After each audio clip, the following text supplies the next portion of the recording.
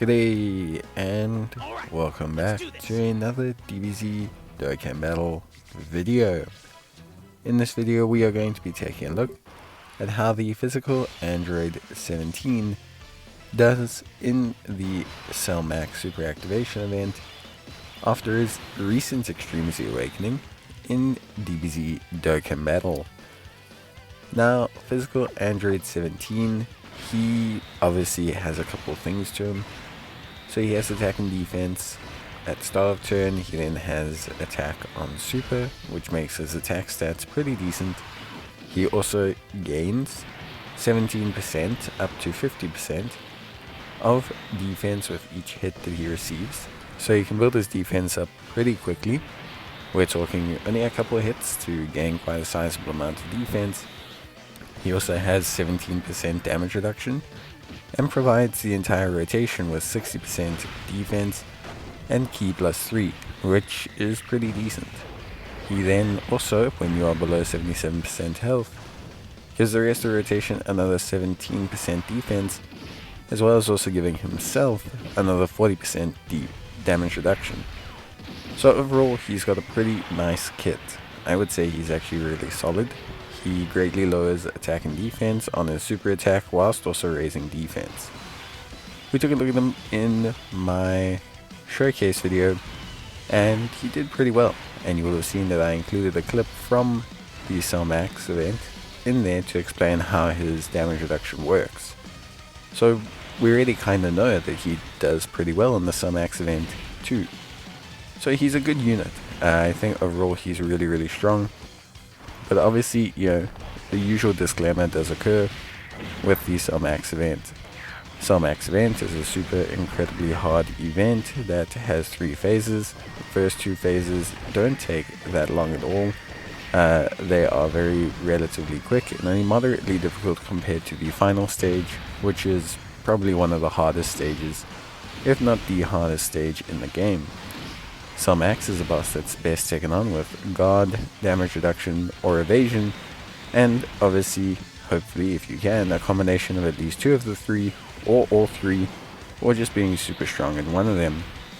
Something I will say as well, the Cell Max event favors units that are naturally int type, as the second physical phase is just not hard enough to deter the strongest int units, and so int units tend to do a pretty good job as they have natural guard against Cell Max. So beyond that, I think Android 17 does a very exceptionally good job. I think he's an incredibly strong unit. I think he brings a lot to the table.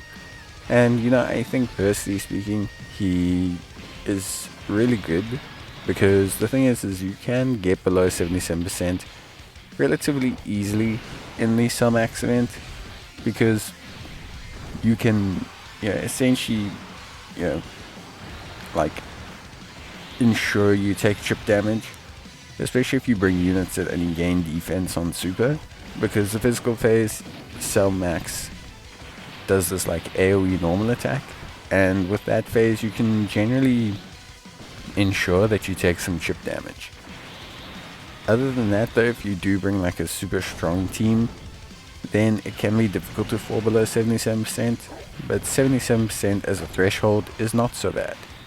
I think it's just about high enough to make it so the damage reduction procs when you're in like comfortable situations. See, the thing with health requirements is players don't want health requirements to proc when you're in an uncomfortable situation. So players don't want health requirements to proc like too low. For example, heals or additional damage reduction when you're at like 20% or 30% or 40%, even 50% health. Players don't like that, because the main goal is to keep yourself healthy and the enemy to lose health. So it's always weird to be in situations where for a unit to perform their best, you have to effectively be in trouble for most of the fight, which isn't really a great situation to be in, just logically speaking.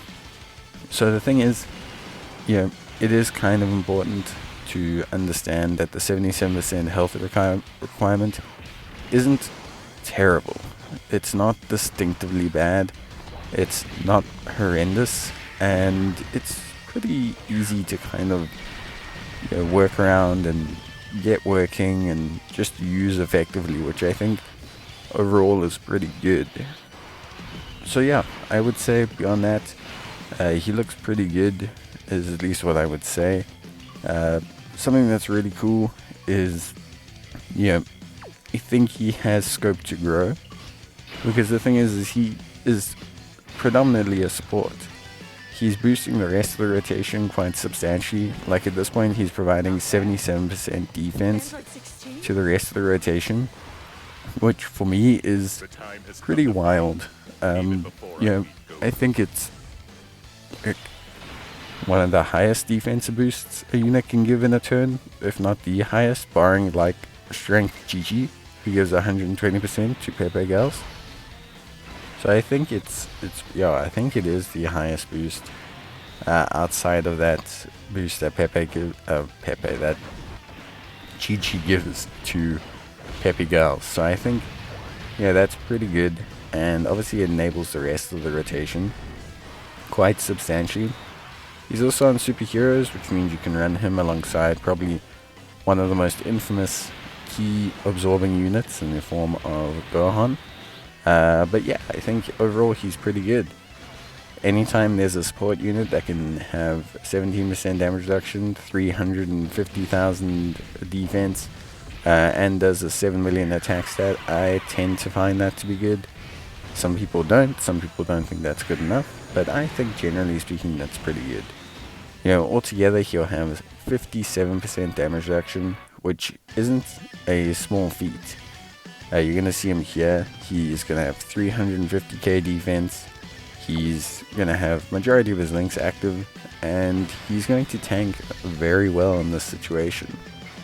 So for me, he kind of fulfills his role. I know it's difficult, or I know some people don't like it because there's a little bit of a restriction on it, but he's able to tank cell max with single digits. He's only going to take 480-ish thousand on the super, which isn't bad. Like, you give him a bit of a better defensive equip, if you link level him a little bit, if you got an additional super attack, we survive there. So yeah, realistically speaking, he's pretty good. But that's going to be it from me. I hope you guys enjoyed the video. If you did, leave a like, and I'll see you guys next time. Bye.